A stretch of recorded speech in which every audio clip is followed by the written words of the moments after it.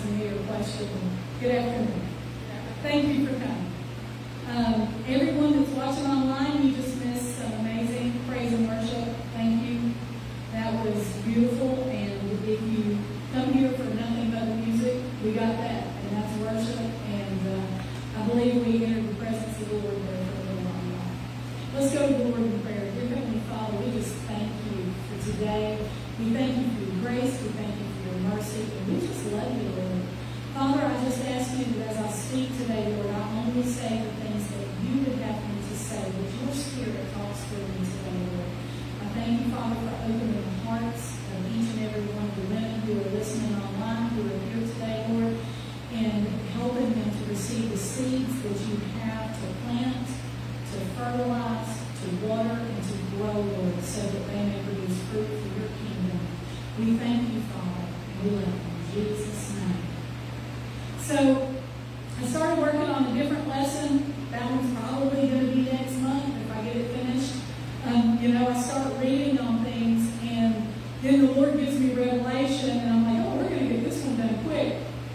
But then I get back, and then I start reading other stuff, and then I end up somewhere else, and then I try to condense it back down by the time I'm done with it to fit it in, so you guys just don't get tired of listening and be drawn on. You may be tired of listening to me, but you keep coming back for some reason. So, thankful for that. We are going to be, if the ladies here have best, we sang Standing on the Promises of God. We're going to be talking about the promises of God today. If you will turn with me, if you have your Bible, if you have your device, or if you just want to listen, I am talking about 2 Corinthians 1:18 through 20. I'm jumping around in translations today a little bit, so just jump in and hang on. And whenever the message is over, I've had people come to me before and say, hey, you have a list of the scriptures. I do keep a YouTube channel. I download these videos so I can then upload them on the channel. So all the references will be there. And if you don't want to listen to me drawn on, YouTube is kind enough to do a transcript, and you can read through and find whatever verses we went over. Because of the nature of the fact that we're talking about the promises of God today, I do have a lot of scripture. So it's not a long message. It's a pretty short message for me, and I say that, but then it just, sometimes Holy Spirit talks a little bit more than I do, and I don't apologize for it. But let's go, if you've already got in your Bible, to 2 Corinthians 1:18 through 20. But as surely as God is faithful, our message to you is not yes and no, for the Son of God, Jesus Christ, who is preached among you by us, by me and Silas and Timothy, was not yes and no, but in him it has always been yes. For no matter how many promises God has made, they are yes in Christ, and so through him the amen is spoken by us to the glory of God. I'm going to ask you guys this question a couple of times today, but can you tell me how many promises of God are yes? That's right. All of them. Every single one of them are yes. And that's what we're going to talk about today. The promises of God. Are there just a few promises that are meant for us? No. All of the promises of God are yes. So, a promise is only as good as the integrity of the person making the promise, right? If you've had someone in your life who has lied to you in the past, tends to do that on a fairly regular basis, do you believe them? Do you trust their promises? Absolutely not, right? So a promise is only as good as the integrity of the person making the promise. Integrity, the definition is the entire unimpaired state of anything, particularly of the mind, moral soundness or purity, incorruptness, uprightness, and honesty. Integrity comprehends the whole moral character, but has a special reference to uprightness and mutual dealings. Someone you trust has integrity. Someone that You could leave your children and your $1 million with you. You can take it to the bank. They have integrity, right? Synonyms of integrity include goodness, virtue, honesty, uprightness, righteousness, all beautiful words. Antonyms. You remember what an antonym is? Opposite. And those are evil, wickedness, iniquity, and impropriety. If you know anyone that's evil, has wickedness in them, iniquity, or live by impropriety, typically they're not trustworthy. They don't have integrity that you can bank on, right? So, can we all agree that God has the integrity needed to make a promise? Absolutely. If so, we agree all of God's promises are true, all of them are yes, and they are all for us, that they are promises in the Word of God. If so, then why as Christians do we struggle with believing the Word of God? That's a hard question. And I've had to ask myself this question many times. So please understand when I stand up here and I ask hard questions, it's because I've asked myself these questions. Why do I struggle believing the Word of God? If all of His promises are yes, then why do we struggle with healing, with finances, with desires, with material needs, things that we have to have? Why do we struggle with believing, standing on the Word, that God will follow through with what He told you? See, the thing is if you're seeking the will of God, in order to receive God's promises, you have to seek the will of God. The will of God is the Word of God. Right? If you follow the will of God, which is the Word of God, then what is yes?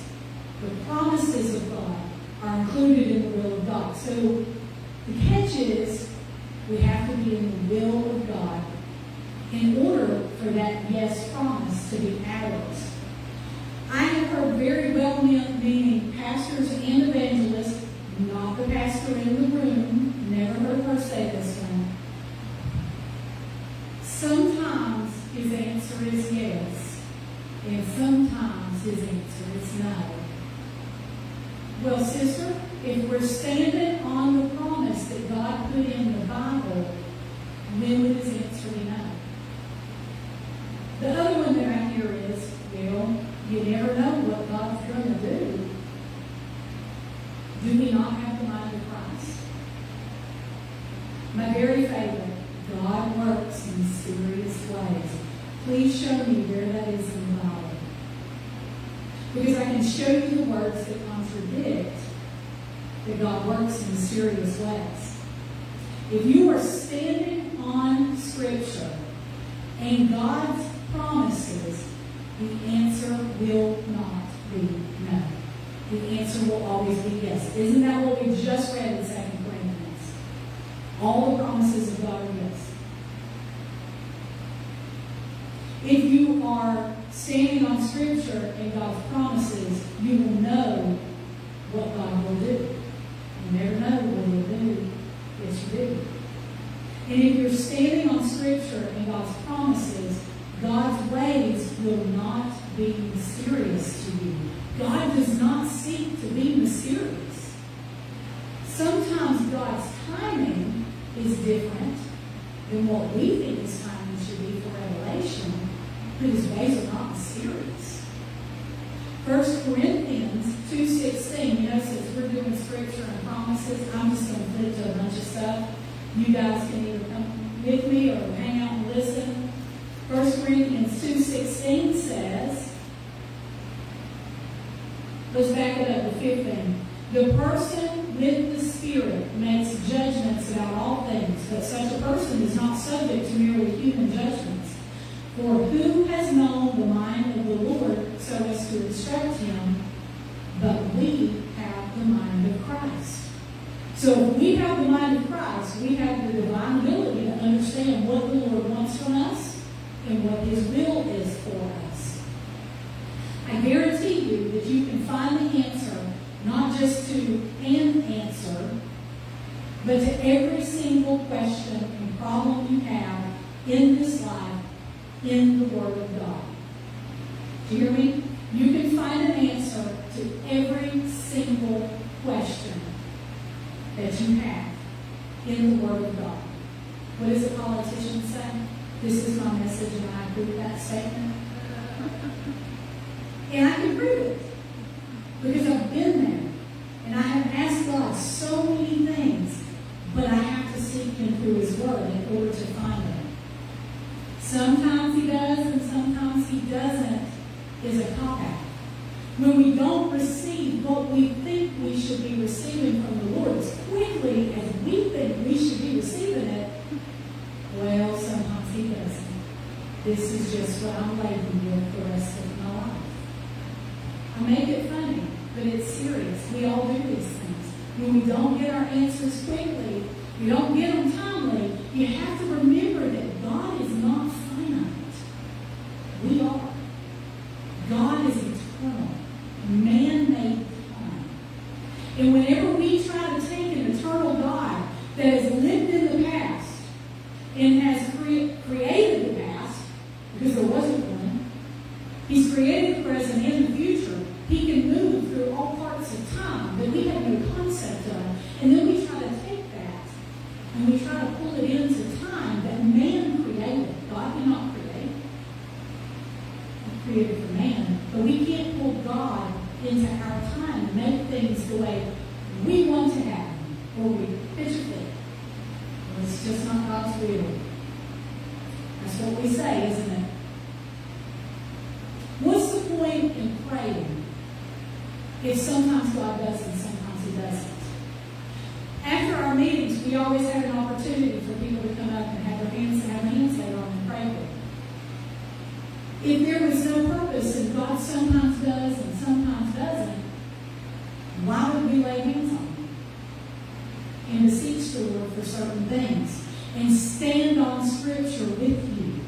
Why do you talk to the Lord about things and ask Him for things if it's already been decided? It's already predestined. Sometimes He does and sometimes He doesn't. There's no point. No point whatsoever. The verse here in 2 Corinthians says that all the promises of God are yes. How many? All. That's right. How many are there? Does anybody know? I didn't. I had to look it up. And it's still not completely accurate. In 1962, a man by the name of Herbert Lockyer attempted to write a book with all the promises of God. He found 7,147 promises and said, I probably missed a few. I went back and researched it again because I read this message a while back, and it actually says there are upwards of 8,000 promises in the Word of God. That's not based on the translation you're reading. That's based on the Word of God. Almost 8,000 promises. All of them are yes. Which promise are you standing on today? Which promise did you find, stand on, then give up because God's timing was not what you thought it should have been? The Word says that all of His promises are yes. So if we question that, are we not questioning the integrity of God Himself? Our Heavenly Father who sent His Son, His very own Son, to die on the cross for us, to give His life, we question His faithfulness. We question His integrity. Titus 1:2, Numbers 23:18-20, 1 Samuel 15:29, Hebrews 6:18, Psalm 89:33-35 are just a few of the verses that tell us that God does not lie. He does not change His mind. He's not a yes today, tomorrow, and a no tomorrow God. God will not violate His own covenant. Are you possibly aging and you're struggling with the assurance of long life because of your aches and pains? Did you know that there are promises in Job 5:26, Deuteronomy 5:33, Isaiah 46:4, and Proverbs 3:1-2? Do you struggle with forgiveness? There are promises. in Matthew 5:44-45, Mark 11:25, Proverbs 20:22. How's your faith in the promises? Do you waver a bit in your faith? There's promises for that. Hebrews 11:1-6, James 1:5-6, Galatians 5:22-23. Do you have need of material things? There's promises. In Psalm 132:15, Matthew 6:31-32, Psalm 147:14. I could keep going, which I probably don't want me to. All the promises for everything you need are in the Bible. Over 7,000 promises available to stand on, but our legs get wobbly. Sometimes our legs get wobbly and things begin to shake. I guarantee you your foundation has not moved.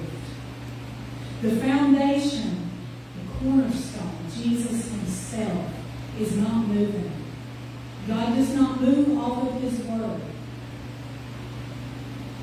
How long have I been standing? I've been standing for 20 years. How much longer, Lord, before you're going to straighten out these kids in my life? How much longer, Lord, before I'm going to receive my healing? How much longer, Lord, before I'm going to hit the lottery? That's not in the Bible. Just thought I'd throw that in there for you, see if you're awake. How much longer? Isaiah 55. Tells us to read some scripture with you guys today. We cannot recognize the voice of God without the Word of God. If you read the Word and you put it in your heart, when God needs to tell you something, he's going to pull that Word right out. He's going to say, this is the voice of God speaking to you. And this is going to make sense because you're going to recognize the voice of God. How does a baby learn to recognize his mother's voice? Any of the animals. As soon as a child is born. Have you ever seen those documentaries on penguins? You know, little eggs all hatch and little babies all wander off and nobody can find them. How do they find their mamas? They find them by sound. They recognize mama and daddy's voice because they have been totally immersed in mama for however long it took for that. When you give birth to a child, that child has been immersed in you for almost 10 solid months. I don't know why they call it 9 months. It is 10 months. It's ridiculous. At least it's not an elephant. Elephants are 2 years. Whew.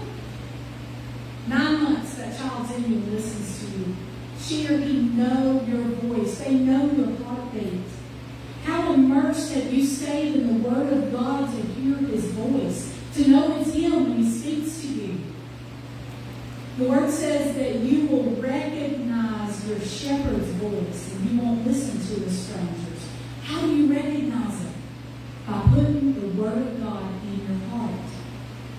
Where were we going? Isaiah 55:10-11. As the rain and the snow come down from heaven and do not return to it without watering the earth and making it bud and flourish so that it yields seed for the sower and bread for the eater, so is my word that goes out from my mouth. It will not return to me empty, but will accomplish what I desire and achieve the purpose for which I sent it. How much longer?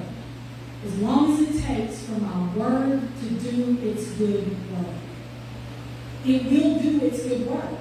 God's using you to funnel that word into the earth, to others, to be useful. Do you believe that, or are you questioning the faithfulness of your Heavenly Father? So, why does and how does God fulfill his promises to you? Since you asked, we're going to go to 2 Peter, because we're not all over the Old Testament today. Hang on, I got to go find Peter. So, oh, thank you, Jesus. We just flip right to the introduction, 2 Peter. I love that. The pages are blowing away, but I'm not going to turn the fan off.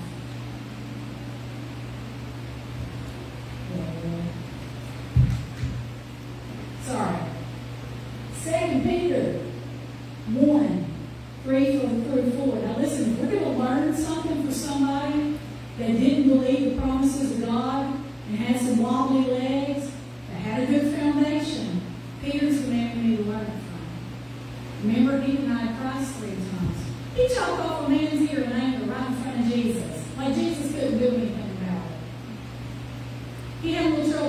himself under control, didn't he?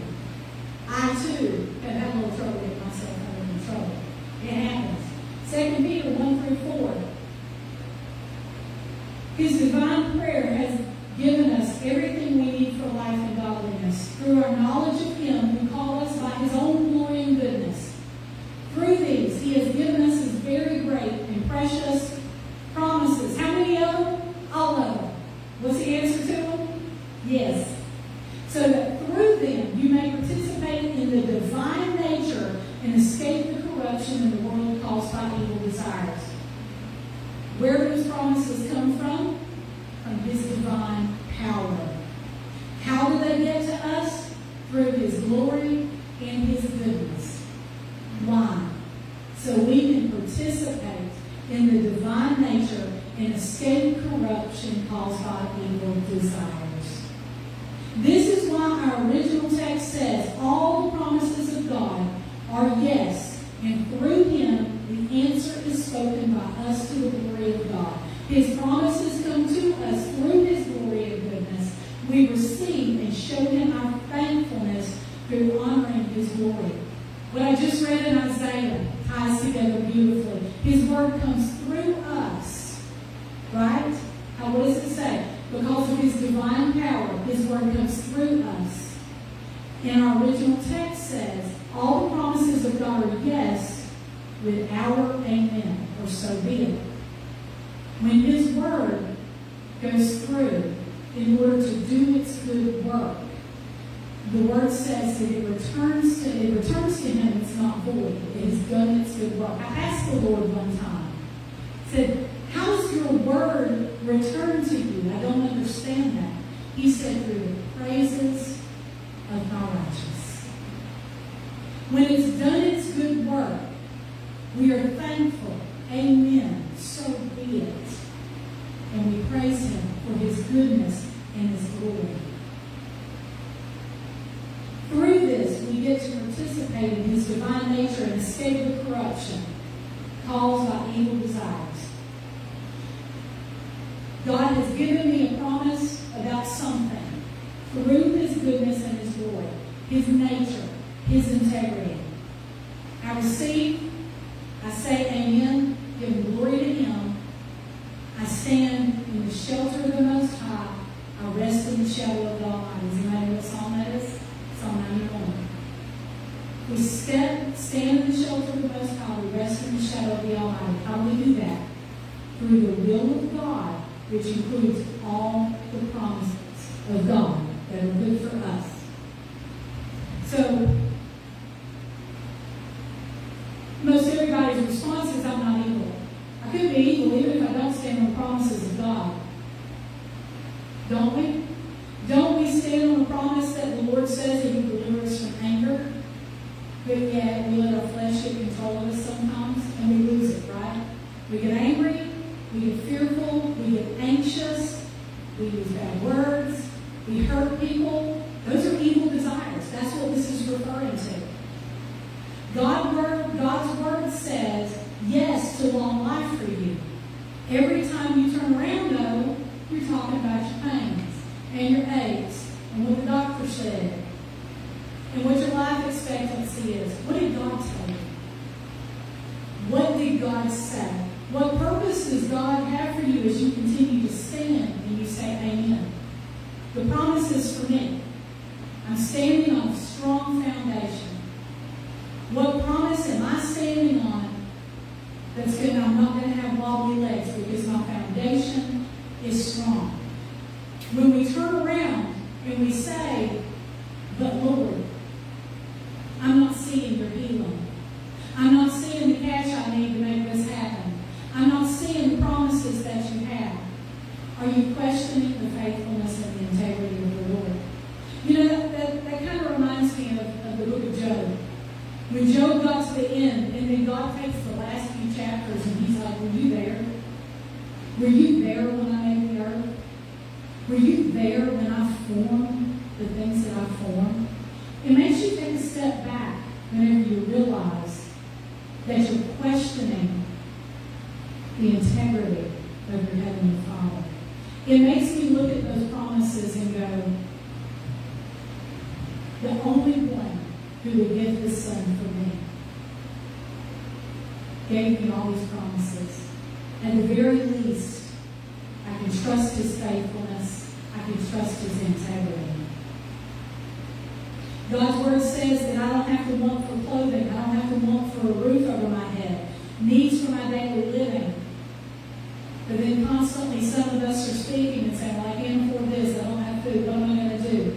You know, I heard a pastor one time, he said, if you need money so bad, if you open an account for God to put it in, show some faith. Go open up a savings account. Put the minimum in it and wait on God to give you some money to fill it. Show faith. Maybe it'll take a year. Maybe it'll take 5 minutes. But if you're standing on God's word, you're in the Lord's will, the promises are for you.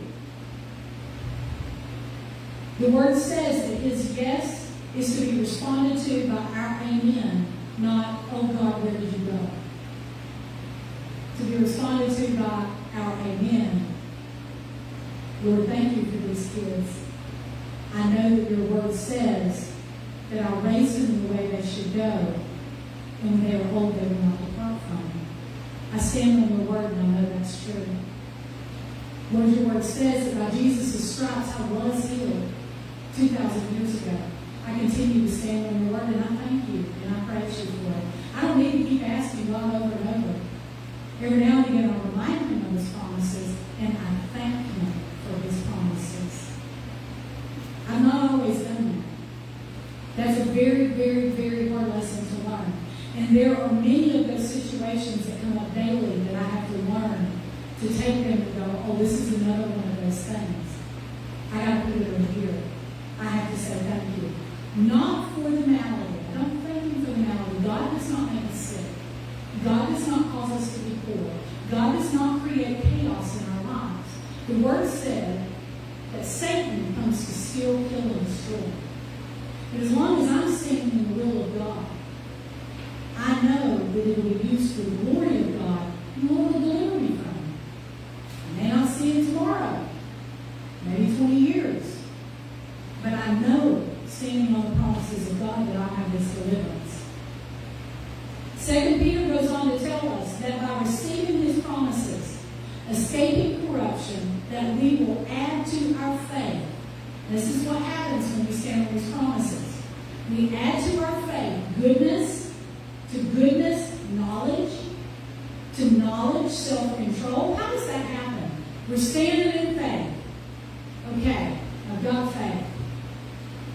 I'm going to beseech the Lord. He's good to me. I'm going to be good to others. It creates goodness. The goodness that it creates in me causes me to seek his word out for knowledge.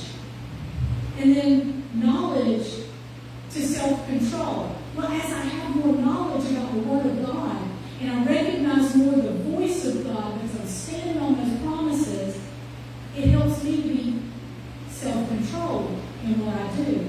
What does that do? Abates the evil desires, right? To knowledge, self-control, perseverance. That's what helps me stand on the promises of God.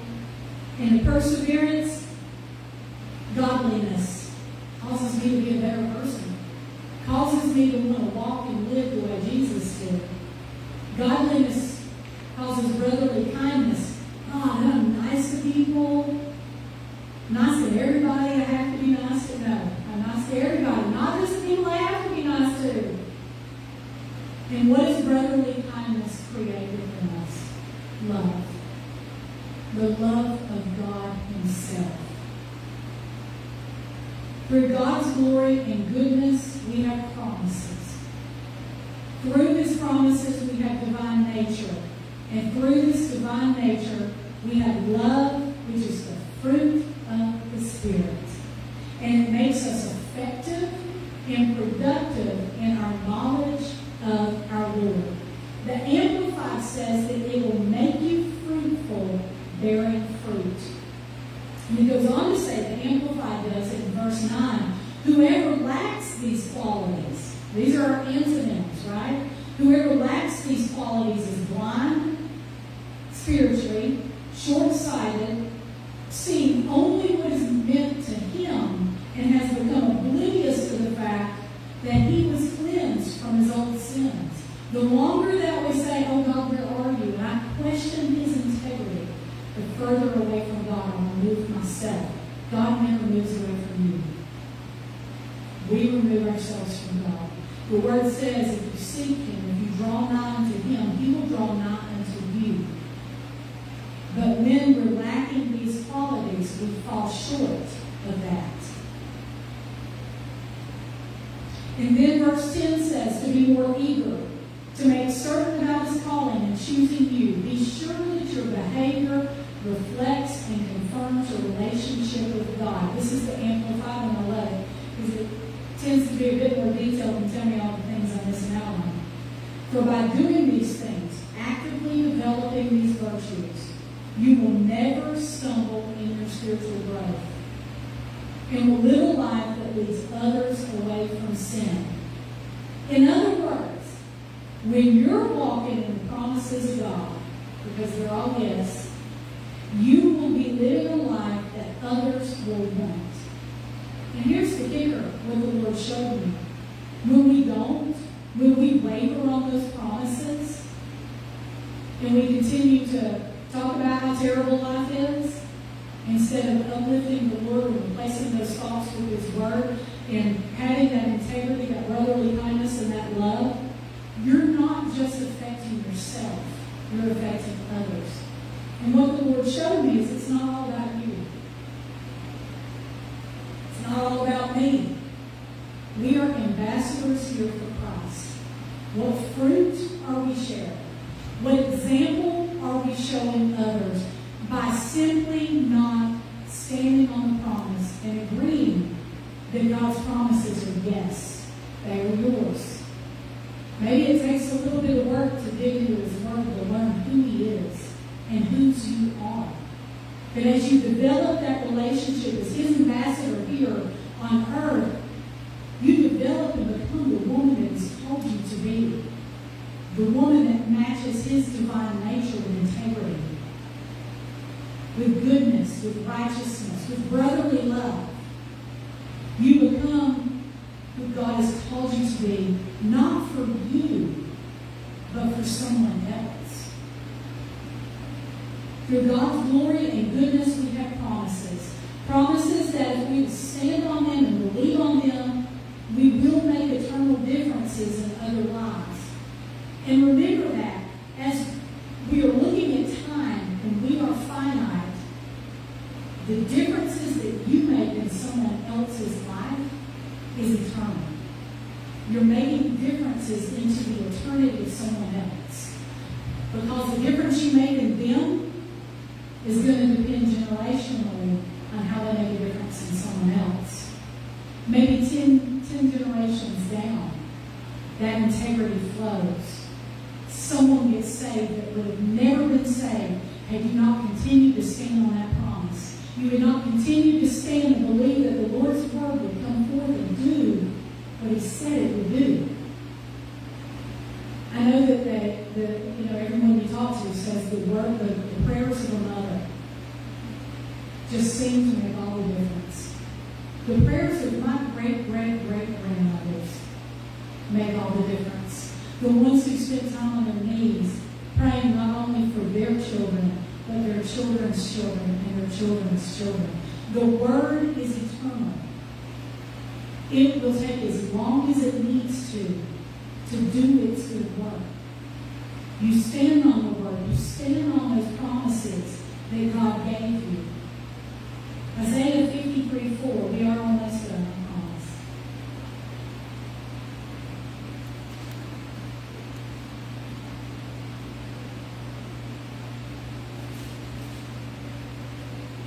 Surely he took up our pain. He bore our suffering. It's two different things, isn't it? There's one, there's two. Yet we consider him punished by God and stricken by him and afflicted. That he was pierced for what? Our transgressions. There's 3. He was crushed for our iniquities. There's 4. The punishment that brought us peace. There's 5. Was on him, and by his wounds, what? We are healed. I just read 2 verses and had 6 promises from God. Psalm 103, right in the very beginning of it. Go read it when you have time. Starts out with 4 different benefits. Let's go read it. We're here. Why not? And this is what we came here for today. To learn the Word of God, to learn the heart of God. To be who God has called us to be. Psalm 103. Praise the Lord, my soul. All my inmost being, praise His holy name. Praise the Lord, my soul, and forget not all His benefits. How many of them? 1 or 2? All of His benefits. Who forgives all your sins. There's number 1. And heals all your diseases. Why do we always stop at number 1? I believe that I believe that I believe when I accepted Jesus Christ as my Lord and Savior that He forgave all my sins. Can I get an amen? Do I believe that I believe that I believe that when I accepted Jesus as my Lord and Savior that He heals all of my diseases? Amen. Do I believe that when I received Jesus as my Lord and Savior that He would redeem my life from the pit and give me emotional healing in addition to the physical healing that I have? Do I believe that when I received Jesus as my Lord and Savior, that He would crown me with love and compassion and satisfy my desires with good things? There's nothing wrong with good things. There's nothing wrong with wanting to have certain stuff. Does it glorify anyone? Are you glorifying the Lord by showing Him that you receive His benefits, that you have nice things? He loves you the same as He loves that you love your child. What do you want to do for your child? Give them good things. You don't want to spoil them too much. Make them think everything comes to them for free. But you want to give them good things. Why? Because you love them. And sometimes you want to spoil them. God wants to do the same for you. There's 4 more promises right there. What have we read? I don't know. What are we up to? 15 or 20 at this point? I don't remember how many verses I read in the beginning. Everyone gets into heaven with salvation. You're good.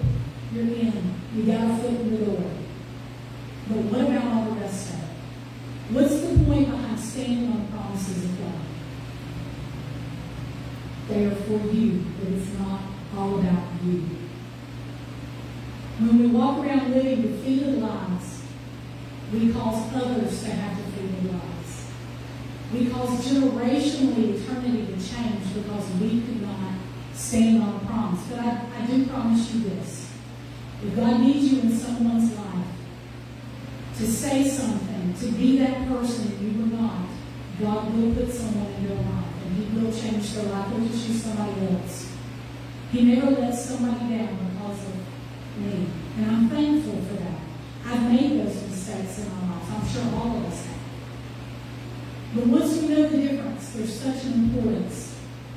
Sometimes the fruit that we create grows from stumbling over the rocks and the bumps ourselves.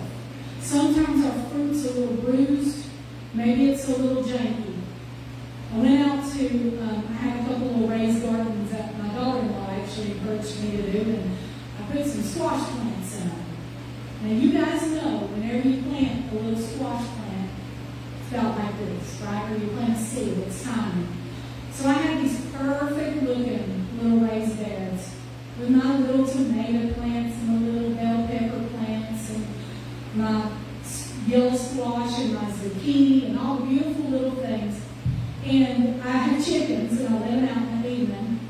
So to keep them from pecking the little blooms on the plants, I went to Rose's and I bought some of the little fencing stuff that you can poke for edging, like around your borders and whatnot. And I bought the gaudiest, ugliest, bright yellow, blue, red fencing that I could poke down around the side so it would stand up and the chickens wouldn't see the plants until they got bigger, until I get the fence and put around the whole thing.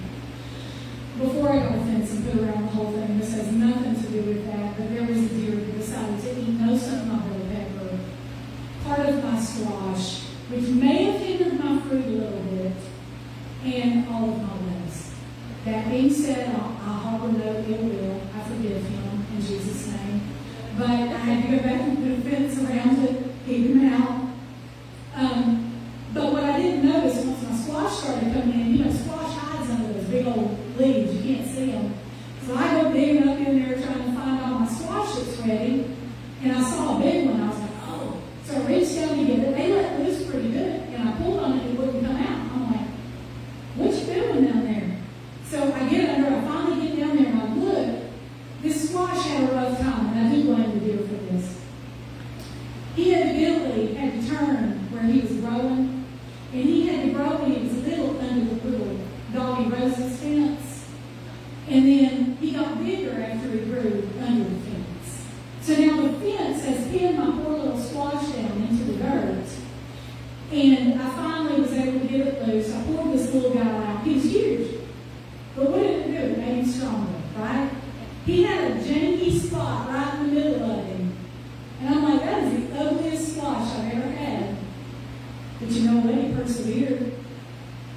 He got stuck under the fence for a little bit, but he persevered. He made it through a deer trying to eat him, but he persevered because there were nutrients in the soil. There were roots down deep where he was. His foundation never moved. He was a little shaken for a while, but he made a comeback. Today is your day to make a comeback.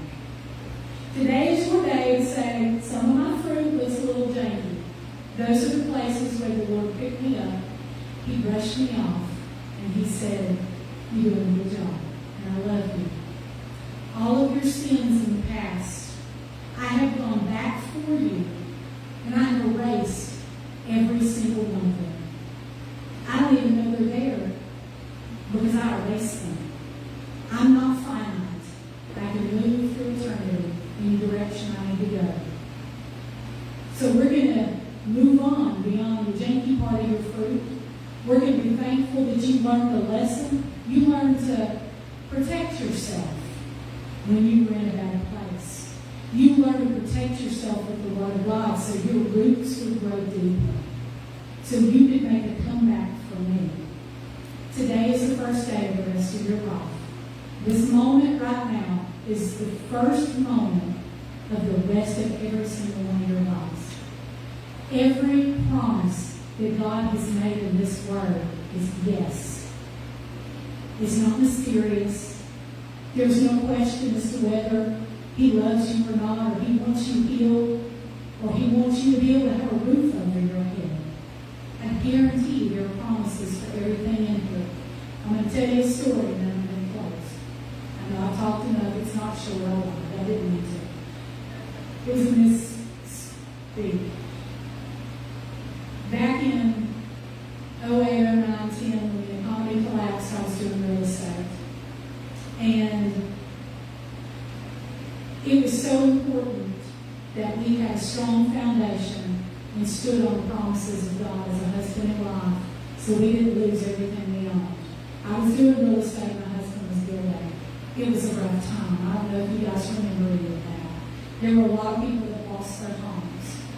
We were 2 weeks away every month from losing our home.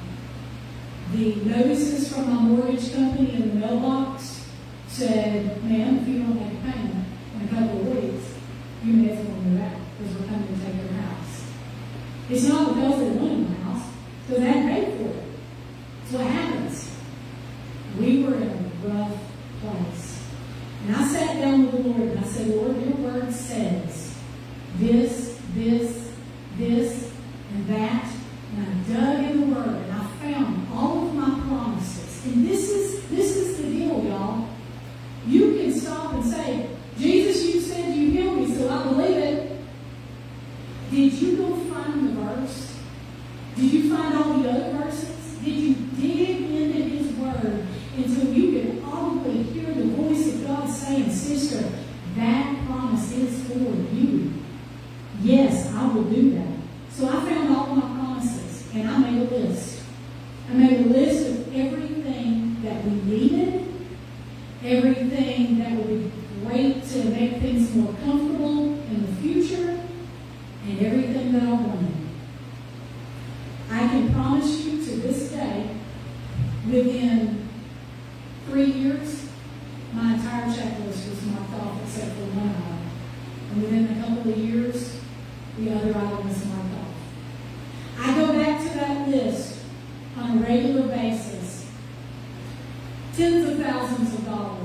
could count my house, hundreds of thousands of dollars in the hole. I didn't have it. I needed a septic tank. I was losing my house. My car was dying, and food every week was getting questioned. But if not for the promises of God, I would not be able to stand in front of you today and tell you I stood on His Word. And I can look back now, and I have check marks with the date out beside each of those promises that God made me. There were days when I opened up that book and I said, Lord, I just want to remind you right here. I know you know item number 3. We talked about it. I'm not questioning you. I thank you for item number 3. And I'm going to remind you of your word. Your word says that I can have this. And I stand on it. And I thank you for it. And He did. His word did not return to Him void, because my response as I made those check marks with those dates was praise you, Jesus. Thank you. Amen. God did it. Today's your comeback day. It's time to stand on the foundation that Jesus gave His life for 2,000 years ago. God loves you. He's got every promise for you that you could possibly need. I encourage you today, if you do nothing, to go read Proverbs 4:20. I'm going to read it out loud to you, and I want you to read it, and I want you to read it, and I want you to read it, and I want you to get it in your heart so you can quote it. And whenever things look rough, you can quote it. Proverbs 4:20, my son, my daughter, pay attention to what I say. Turn your ear to my words. Do not let them out of your sight.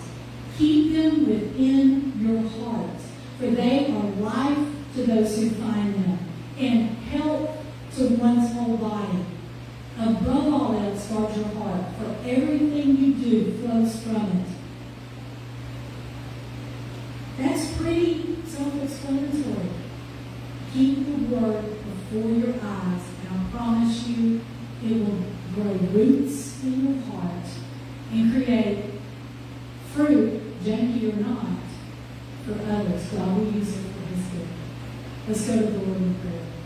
Dear Heavenly Father, we thank you for your word today. We thank you, Father, for your promises. We thank you, Father, that we have the divine nature of you, because we can stand on your promises and say, yes, they are all for me. And in return, say amen. So be it. Because you said it, I believe it. Lord, I ask you to be with each of these ladies as they go out of here today.